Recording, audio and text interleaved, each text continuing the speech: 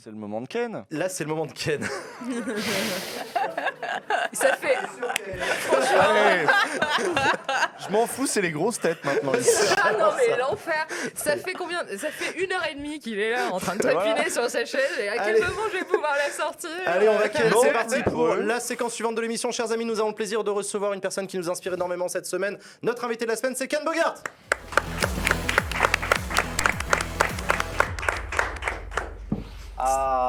Formidable. Je viens présenter mon programme. S'il te plaît. Salut Ken, comment tu vas? Bonjour, ça va très bien. Bonjour à tous. Ravi d'être avec vous. Bonjour Jean, tu m'as l'air bien en forme. Et je suis en forme, ça me fait super plaisir de te recevoir, Ken. Tu m'as reçu, toi, dans une de tes émissions il y a quelques semaines. C'est vrai, Où c'est tu m'as vrai. cuisiné, tu Et m'as je posé t'ai plein de lancé questions. sur la politique et j'ai pas pu t'arrêter. Voilà. Ça y est, je suis Et chiant encore. après, sur YouTube, on dit oh là là, mais il parle quand même beaucoup politique, hein, celui-là. Hein. C'est très Attends, étrange. T'as envie de Jean Massier, tu veux que je parle de quoi d'autre?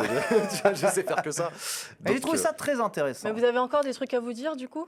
Ah, mais on a un on milliard de peut choses être à dire. on peut être infini. Ça va. hein. Ça C'est les deux plus gros bavards. S'il y a un micro, ils savent combler une antenne et rien raconter, mais en parlant tout le temps, quoi. Et on l'a fait. Pendant des heures. Et on l'a fait sur le stream. Ken, tu es streamer, caster historique, notamment en jeu de versus fighting. C'est Oui. pour ça que tu es le plus connu. Enfin, C'est historiquement, pour ça que je suis le moins connu, tu veux dire. Pourquoi? Parce que le jeu de combat, c'est pas spécialement ce qu'il y a de plus connu. Ouais, mais nous qui avons grandi en partie avec toi, c'est là-dessus qu'on t'a Ah, beaucoup vu. voilà, Aujourd'hui, tu es sur ça. le stream, tu fais C'est beaucoup vrai. d'émissions, et pas du tout que du versus fighting, loin de là. Tout à fait. Tu fais beaucoup de choses. Ouais. T'es un ancien sur Internet. Tu fais partie des premières vagues de gens qui ont connu les débuts, le commencement C'est vrai, Dailymotion. j'ai eu AOL et un compte Caramel. Oh la vache. Incroyable. Aujourd'hui, Envoyer des whiz sur MSN? Ah, mais de ouf. Mes premières, MSN. ouais, les premières fois où je dragounettais sur Première méthode. Internet.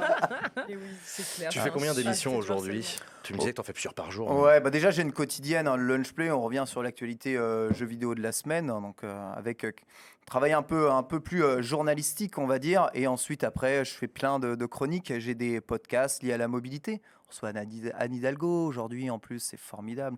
Je parle beaucoup des sujets de mobilité, que ce soit dans les émissions, sur le stream, on a une émission qui s'appelle Let's Go, on parle de mobilité. J'ai un podcast qui s'appelle Mobilité, ça veut Commute. dire vélo. Non, mobilité ça veut dire moyen de se déplacer. Oui, Voilà. mais Ça peut concrètement. être la marche à pied. D'accord, ok. Ouais. On parle de tous les sujets de mobilité, c'est un peu comme la pluie et le beau temps, c'est la mobilité, tout le monde en parle, souvent pour se plaindre que les transports en commun n'arrivent pas à l'heure, mais c'est un des sujets préférés des Français.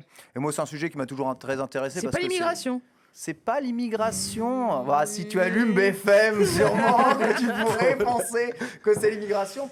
Mais non, monsieur, madame, Non, tout le ça monde ne l'est pas. parle de déplacement. Mais alors, tu vas dire que je suis chiant parce que je ramène tout à ça, mais c'est un peu politique la mobilité. Oui, la mobilité, bien sûr, c'est politique. En tout cas, c'est difficile de ne pas forcément être engagé, mais c'est aussi quelque chose d'impondérable dans la vie des Français. Quasiment tout le monde a besoin de se déplacer, et la façon dont on se déplace est très très importante aujourd'hui, en effet, dans la vie politique. Et je pense que est intégrée dans quasiment tous les programmes. Oui, surtout qu'il y a un enjeu environnemental aussi très fort. Il y a quelqu'un Exactement. dans le chat qui dit les Parisiens par les Français. Non, je suis pas d'accord. Non. Au contraire, les Parisiens, ils ont la chance d'avoir des moyens de mobilité. La crise des Gilets jaunes, c'était un enjeu de mobilité. un bien énorme sûr, enjeu de hein. mobilité. Exactement, tout à fait, exactement. Les zones exactement. reculées, les zones rurales, les zones encaissées, etc. les c'est enjeux de clair. mobilité C'est sont les gens qui se déplacent particulièrement le plus, en importants, vrai, hein. C'est ceux qui se déplacent le plus finalement. qui ont le plus besoin et qui, De se déplacer, et qui ont le moins de Exactement. modes différents de déplacement. carrément. Exactement. Donc non, c'est un sujet qui touche tous les Français, mais pas que les Français, hein, qui touche le monde entier. Hein.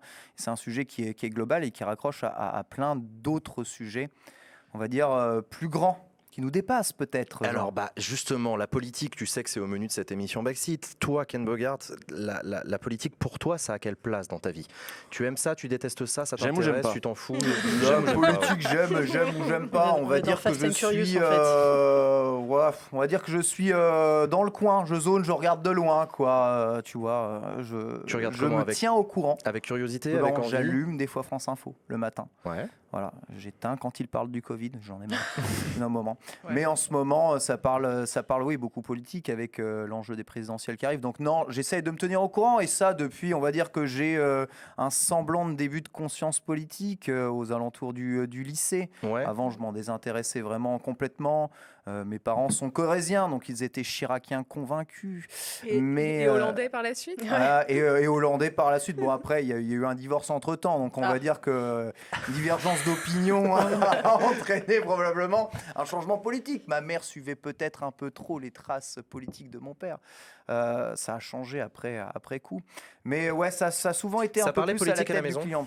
Ça parlait très peu politique à la maison, Ok. c'est vrai. Après, si je regarde les discussions qu'il pouvait y avoir à la maison, sachant que j'ai grandi à la campagne, hein, quand même, loin dans la campagne auboise, on va dire qu'aujourd'hui, si je réécoutais les conversations politiques qu'il pouvait y avoir, je pense que mes oreilles saigneraient très, très, très, très fort. Ah ouais. Ouais, je pense, rien qu'aujourd'hui, enfin, T'es plus woke maintenant. ouais, voilà, exactement. Et des Voilà, construits on ou va pas dire, on va dire que je suis un peu plus éveillé. Et il y a des choses qui ont tendance à me trigger. Tu saurais dater, tu as parlé d'un éveil politique qui arrivait vers le lycée. Est-ce que tu sais s'il y a eu un événement politique qui a accompagné ça ou c'est juste une maturité personnelle Non, ça va avec la suite de mon ancien, enfin ouais, de mon apprentissage. Comme j'ai suivi une route pour devenir enseignant. Ouais. On prépare ensuite fac de maths jusqu'au doctorat. Lorsqu'on baigne dans le milieu de l'enseignement, qu'on baigne dans la fonction publique, c'est très difficile de ne pas baigner non plus dans le milieu politique. En plus, en faculté, ceux à la fac de droit, c'est ceux qu'on entend le plus, hein, c'est souvent les plus bruyants. Et du coup, tu es obligé de t'intéresser non plus un peu à ces choses-là, parce que mon destin à moi, c'était de devenir professeur. Évidemment, mon destin dépendait des programmes politiques des personnes qui allaient être au pouvoir. Ouais, J'étais ouais, c'est vrai. obligé de m'intéresser forcément à quelle sauce j'allais être mangé. Mais tu avec vois. une considération assez individualiste, finalement, ou plus globale. Moi, on va dire, j'ai jamais été engagé, si c'est ce que tu veux réellement dire. Non, on va dire plutôt individualiste, mais en essayant de ne pas être trop nombriliste. C'est-à-dire en faisant en sorte que, oui, peut-être que ce qui m'arrange n'arrange pas forcément tout le monde. Mhm. Essayer de trouver des compromis, comprends. c'est aussi une des bases de la science. Usul. Ouais, puis tu parles toujours de jeux vidéo. Qu'est-ce que tu as pensé de l'évolution depuis le Gamergate et de l'évolution des problématiques de genre, etc., prises plus ou moins en compte selon les milieux, de la réaction aussi qu'il y a sur certains sujets épidermiques, une annonce d'un éditeur, et là, en ce moment, maintenant, c'est des réactions en mode c'est devenu un jeu woke, parce que tu changes, il y a un noir, là où avant, il n'y en avait juste pas. Et tu vois ça monter aussi, tu as vu ça monter en puissance au fil des années, ou ça se calme au contraire? Ah non, complètement. Non, mais c'est même de plus en plus parlant. C'est tellement parlant qu'il ne se passe pas, je pense, une journée lorsqu'on fait la revue de presse jeux vidéo sans que l'on parle de ces problèmes. Aujourd'hui, là, le rachat de Microsoft, d'Activision De Blizzard par ouais. Microsoft, ce qui est au centre de tout ça, c'est la gestion de Bobby Kotick de Activision Blizzard et on va dire son manque de discernement sur les questions de harcèlement au sein du jeu vidéo. C'est quelque chose qui compte, je pense, de plus en plus pour les gamers, mais aussi pour l'image des marques qui ont besoin de s'intégrer dans un monde plus moderne, porté par des grands groupes qui, eux aussi, jouent la carte du woke à l'infini. On est dans une ère post-MeToo aussi. Hein. Faut quand même le Exactement, considérer, exactement. ça. Et ça, c'est des sujets qu'on évoquait beaucoup. Et moi, j'avais l'habitude à l'époque de travailler avec l'AMUA, que vous connaissez L'AM, peut-être. L'AM, c'est quelqu'un de très engagé sur ces questions-là. Donc, c'est des sujets qu'il a portés énormément sur l'édito du journal. Donc, c'est lui qui m'a un peu plus éveillé aussi à tout ça, qui m'a obligé un peu plus réfléchir à ce que je disais, tu vois, au racisme ordinaire, à toutes ces questions-là qui nous semblent rien du tout quand tu es hétéro-blanc-cis, mais qui, une fois que tu en prends conscience, te paraissent être vraiment comme une évidence. Mais là, en t'écoutant, je me dis, waouh, il a l'air de s'être déconstruit et tout, il est sensible à ces questions-là, mais tu dois te faire défoncer par certaines communes, du coup, qui doivent te trouver beaucoup trop fragile. Non, je pense Ouais. pas. Bah, c'est pas des. Non, tu te fais pas défoncer? T'es pas épinglé comme, Ken Le Woke, quoi. Non, pas du tout. Hein, parce que moi, j'ai fait des OPSP pour l'armée française, donc autant te dire, j'en Ah, ai ça pris va, plus pour la gueule en faisant une OPSP pour l'armée française que pour ça, tu vois. C'est plus les woke qui On a t'ont emmerdé, commenté d'accord. le live du 14 juillet. Crois-moi que sur Twitter, c'était la fête du slibard. Alors C'était que toi. Oui, c'était moi. Moi, j'y suis. Moi, j'étais l'animateur d'une émission, on commentait le 14 juillet. Et on a la télévision partout. Je l'avais fait avant, sur Twitch. Toi aussi. Bien sûr, Bah bah, ouais. avec l'armée, bien sûr. T'étais pas en hélicoptère, toi? C'est cette année-là. C'est vrai. Mais oui, je me 2016. souviens, énorme. Il y avait Premier- Hugo Décrypte sur le plateau. On essayait de faire quelque chose de Énorme. bien. Ah non, mais c'est très bien. Moi, je trouve ça très bien d'avoir fait ça. Oh, l'hélicoptère, j'avoue, c'est beau gosse. Quoi. T'as eu l'hélicoptère, toi aussi? Moi, j'ai rien eu du tout. Moi, j'ai droit à mon plateau avec un message engagez-vous en bas et une photo Twitter. On dit regardez, Ken Bogard, il milite pour qu'on s'engage dans l'armée. Évidemment, il n'en fallait pas moins pour faire des raccourcis faciles et que je passe un très mauvais week-end. Mais bon, T'as ça, aussi, ça ne sera pas le premier, ça ne sera pas le dernier. tu avais aussi fait une émission, on en avait parlé avec le ministre de l'Agriculture et de l'Alimentation qui était venu sur Tout notre à plateau, fait, Julien de exactement, Normandie, et sur le stream, exactement. vous avez fait une émission pour attirer les jeunes vers les métiers En fait, de l'agriculture. on travaille beaucoup avec le ministère de l'Agriculture en ce moment qui a livré un déficit gigantesque et un besoin de recruter assez énorme. Et en vrai, moi qui viens d'un milieu très agricole, parce que j'ai grandi à la campagne, au milieu des fermes, au milieu des vaches, dans mon aube lointaine, j'ai vu grandir les agriculteurs, j'ai vu évoluer le métier de l'agriculture. Et ça c'est des choses qui me parlent vraiment. Et je sais qu'il y a un énorme déficit et je sais que ces métiers sont passionnants. C'est vrais métiers de chef d'entreprise, des métiers porteurs, des métiers de demain. Des métiers passion. C'est des métiers passion, mais c'est aussi des métiers importants. Et il n'y a rien de plus important que s'alimenter et bien s'alimenter. Enfin, je pense. Et bien tellement picoler aussi, pas, parce tu que... meurs. Tu te rends compte? Incroyable. Une bonne viande, un bon vin. Voir qu'il manque de métiers dans l'agriculture, comme voir qu'il manque de profs, moi, ça me rend triste. Tu travailles comme nous, tu es un observateur du monde du jeu vidéo depuis plusieurs années. Est-ce que tu as vu une évolution du regard des politiques sur le jeu vidéo avec le temps? Non, Alors, je te oui. sens saoulé. Ouais, je me sens saoulé parce que je sais qu'il y a eu des tentatives de documents signés sur le statut de joueur professionnel, par exemple, ou des trucs comme ça. Il y a un rajeunissement peut-être de la classe politique, surtout aujourd'hui, mais malgré ça, et on peut le voir dans tout un tas de milieux, il y a une incompréhension complète, je pense, du média jeu vidéo dans la classe politique. Il n'y a pas de gamers, il n'y a pas vraiment de personnes qui comprennent le jeu vidéo au-delà de mes enfants jouent à Fortnite, tu vois. Et ça se ressent profondément parce que je pense qu'une grande partie de ceux qui s'engagent en politique ont un cursus aussi scolaire. On est assez éloigné du jeu vidéo, assez éloigné de ce milieu-là. On lit des livres. On prépare les concours. On prépare les concours. Ouais, on joue pas aux jeux vidéo. Non, mais je vois ce que tu veux dire. Il y a un Exactement, mépris, on ouais. joue assez peu aux jeux vidéo, mais ça se voit énormément aussi chez tous les journalistes, dans le journalisme traditionnel. Quand je vois tous les sujets ici sur le rachat de Activision Blizzard par Microsoft, que ce soit sur France Info ou sur d'autres médias, on sent que le journaliste arrive, il est dans son... Oh, ils ont fait des efforts. Dans hein. ses notes, ils sont là. Ils essayent. Les radios ont ils font des recruté, efforts. Ça a progressé quand le même un monde peu. a recruté des Le monde journalistes qui qui venaient s'est du Oui, jeu Oui, vidéo. même le tu vois. Figaro, Section e-sport. incroyable. Bien sûr, ils font des efforts et il y en a de plus en plus, mais tu es toujours confronté à est-ce que ton patron il comprend ce que tu dis? En réunion de rédac, c'est vrai que le journaliste qui est à la main, il dit excusez-moi, il y a eu un rachat assez important, j'aimerais bien faire un article. Exactement. Et le rédac chef le regarde, Exactement. il fait de quoi tu parles, je Non, comprends non, rien. Zemmour a laisse tomber ton éternué, truc. on va se concentrer Ouais, là-dessus. ouais. C'est ça. Mais ça, dans le Mais certainement le Covid. dans le monde scientifique, c'est quelque chose auquel on est constamment, comment on fait face à ça tout le temps. Ouais. On essaye d'expliquer des choses, on essaye de dire que l'on sait des choses, que c'est prouvé, que c'est réel, mais comme personne ne le comprend réellement autour de nous, bah finalement, on s'époumonne souvent pour rien. Sacha. Ouais, moi j'aimerais juste revenir un peu en arrière. Tu parlais de ta vie de prof tout à l'heure et nous on a parlé de Jean-Michel Blanquer, l'éducation nationale, etc., etc. C'est quoi toi ton regard sur la situation actuelle en tant qu'ancien prof? Alors c'est bien simple, moi tous mes anciens amis de fac sont professeurs, donc je vois très bien ce qui se passe, ils me parlent de la situation, de ce qu'ils vivent actuellement.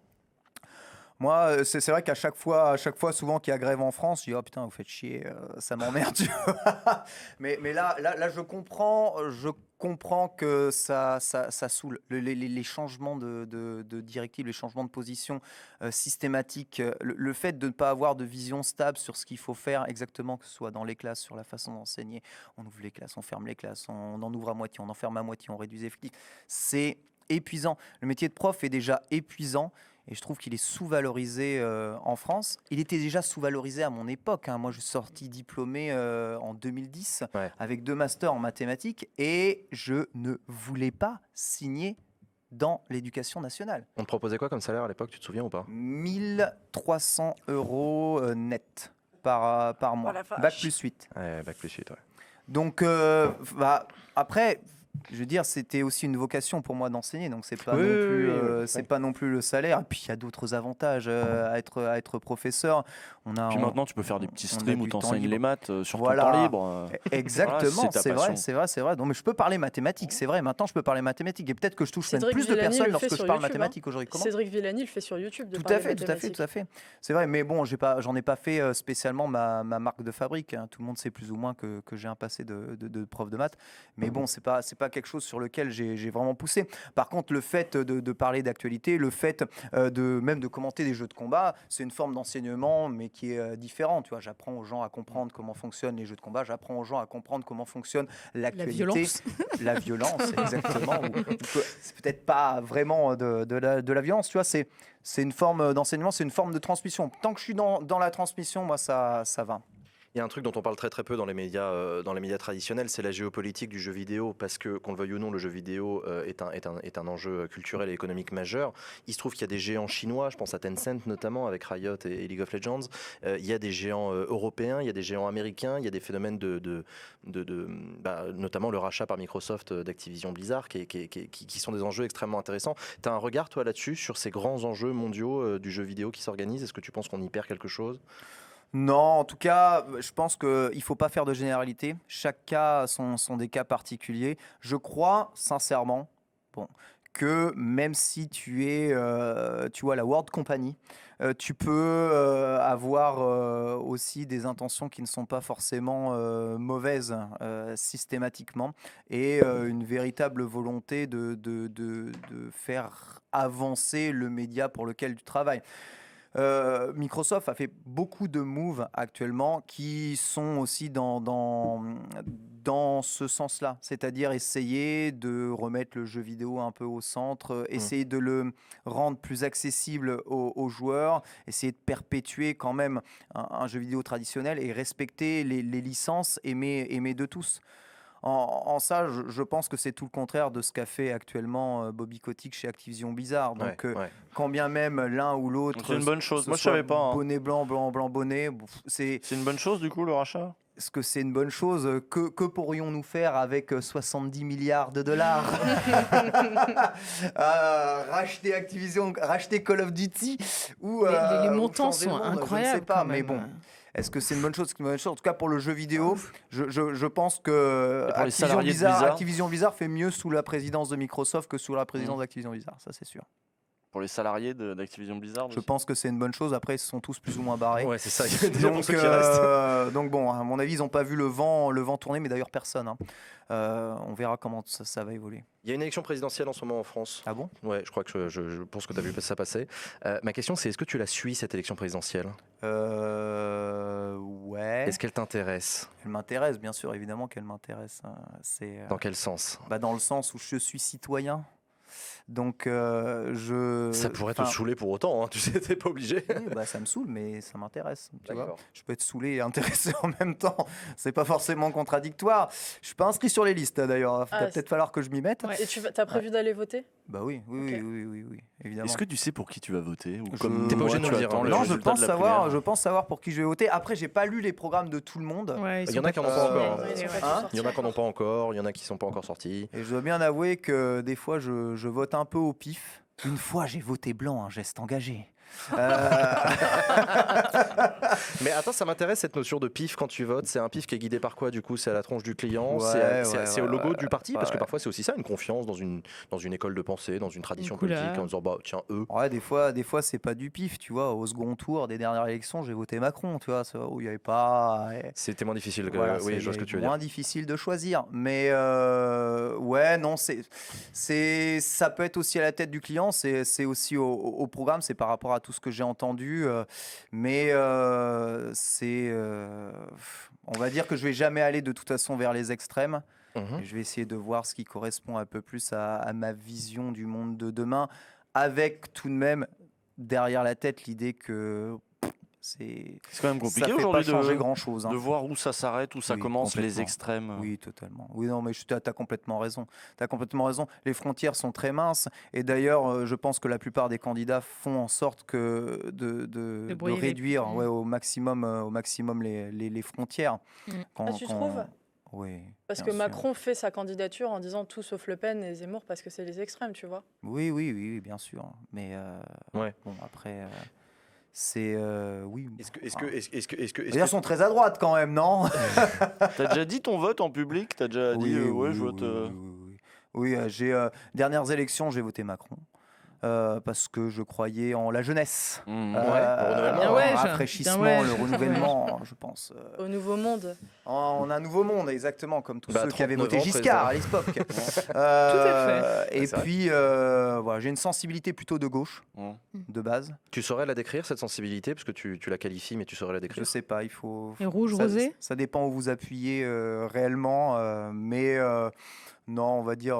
t'es un prof, quoi. Voilà. Je suis un putain de prof, quoi. Ça pourrait être Anne Hidalgo, Taubira. Je suis à la Massif, voilà, ouais, c'est ça. Tu vas aller voter à la primaire populaire? Non. Non? Non. Pourquoi? Déjà parce que j'y comprends rien du tout à leur primaire populaire. On est deux. Et parce que faites votre tambouille, mettez-vous d'accord, ok, et ensuite après on verra. Après, je vais pas vous mentir, je crois peu en une victoire de la gauche durant cette élection. Non, je déconne. Non, faut pas désespérer. Non, mais vraiment, je veux dire, On peut être surpris.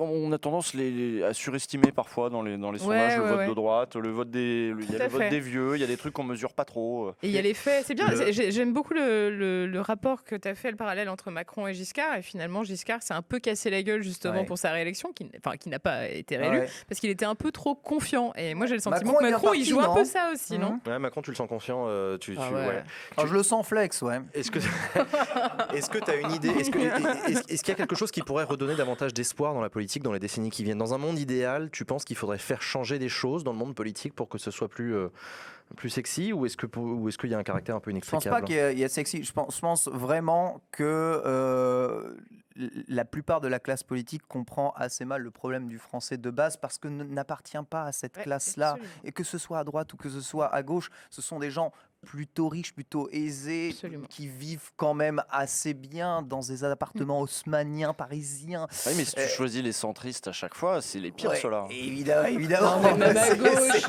C'est sûr. Arrête. Mais c'est ceux qui font même pas semblant, en fait. C'est ça. Oui, c'est vrai. À la limite, c'est presque plus honnête. Enfin, j'en sais rien. Est-ce qu'il vaut mieux faire semblant ou vous disputez pas, d'accord, ok. Ça va finir en versus fighting. Vous disputez pas, mais tu vas pouvoir commenter comme ça. Peut-être comprendre mieux le monde d'aujourd'hui et les intérêts de tous. Peut-être que ça peut changer. Après, je comprends qu'en France, il y a besoin de stature. Quand on est en politique, on a besoin d'être droit, on a besoin d'avoir un discours aussi qui...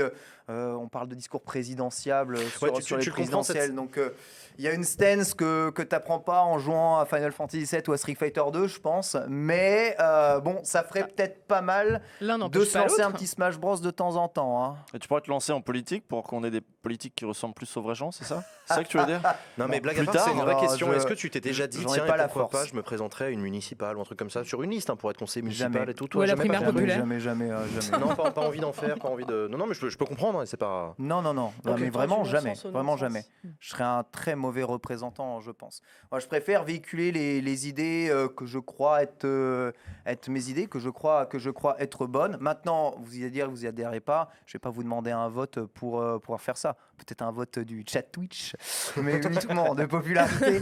Tu parles, ce sera ma dernière question, est-ce que tu parles parfois de politique avec ton chat, avec les gens sur Internet? Est-ce que c'est des sujets que tu abordes ou est-ce que tu les évites? En fait, c'est un peu la question, tout est politique. Moi, je parle énormément de mobilité. Tu l'as dit, la mobilité. On l'a dit tout à l'heure, la mobilité, c'est politique. Je parle d'enseignement très souvent parce qu'on vient me poser des questions. L'enseignement, c'est politique. Donc oui, je parle politique, mais je te parle pas politique en me disant j'ai des idées, j'ai un programme, j'ai des trucs comme ça. Enfin, c'est naïf, mais vraiment naïf de penser qu'aucun sujet politique n'est abordé sur Twitch ou sur les nouveaux médias. C'est une naïveté incroyable. Il y en a qui le pensent. Hein. Non, mais quand j'ai vu les gens s'offusquer sur l'arrivée des politiques sur Twitch, moi qui connais Usul depuis Mathusalem, j'ai fait mais les gars, mais vous déconnez. Vous déconnez quoi? Vous regardiez jeuxvideo.com à l'époque, mais vous. C'était au moment Samuel Etienne. Mais oui, ça mais exactement, ouais. c'est ça. Les gars, réveillez-vous. Il y a toujours eu de la politique et si des fois vous vous en rendez pas compte, c'est de votre faute, mais elle est là. Hein. Exactement. Mais oui, mais il bien faut pas sûr. tout politiser. Voilà, c'est ça. Exact. Ils aiment pas qu'on politise. Mais tout. Tu politises trop. Ils voudraient pouvoir taper sur les féministes, que ce soit pas considéré comme politique. Non, mais c'est pas seulement ça. Mais c'est vrai que moi, ça m'arrive parfois de tomber sur des streams comme ça. J'écoute quelqu'un qui fait du just chatting, etc. Quelqu'un que j'aime bien et qui va toujours avoir ce réflexe de trigger warning au début. De dire, non, mais attendez, moi, je suis apolitique. Attention, je suis apolitique, mais quand même. Et là, il enchaîne sur en fait une discussion avec son chat pendant un quart d'heure où en fait il va parler de politique. Et moi, je trouve ça très bien. Et moi, Jules, on est d'accord là-dessus. Je milite pour que la politique. Enfin, on est bien conscient que la politique, c'est pas sale. C'est bien de parler. Toi, t'en parles tout le temps. C'est ton qu'il fonds y a de pas, commerce aussi.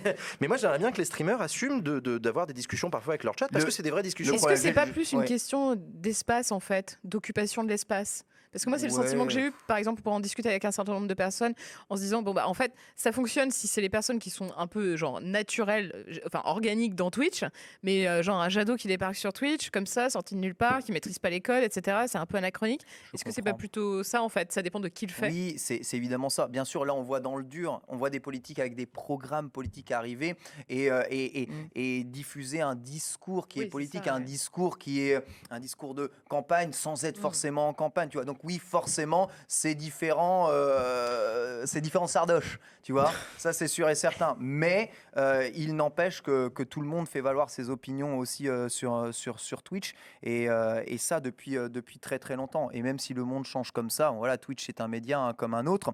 Moi, j'appartiens à un média où on nous dit clairement dans la ligne éditoriale, vous n'abordez pas de sujet politique, vous essayez de ne pas donner d'opinion politique. Mais tu vois, on parle de problèmes de harcèlement dans les sociétés de jeux vidéo. On te dit ça alors que tu as une émission sur la mobilité, je trouve ça génial. Oui, mais en fait, de mobilité sans parler de politique. Parce que quand on parle de politique, on parle pas de ça. Mais oui, je vois ce que tu veux dire, électoraux, quoi. C'est ça, exactement. Les partis, les personnalités. Exactement, les partis, les personnalités, et ne donnez pas notre avis. Et s'il vous plaît, évitez de faire des remarques gênantes. Et de la propagande. Je comprends.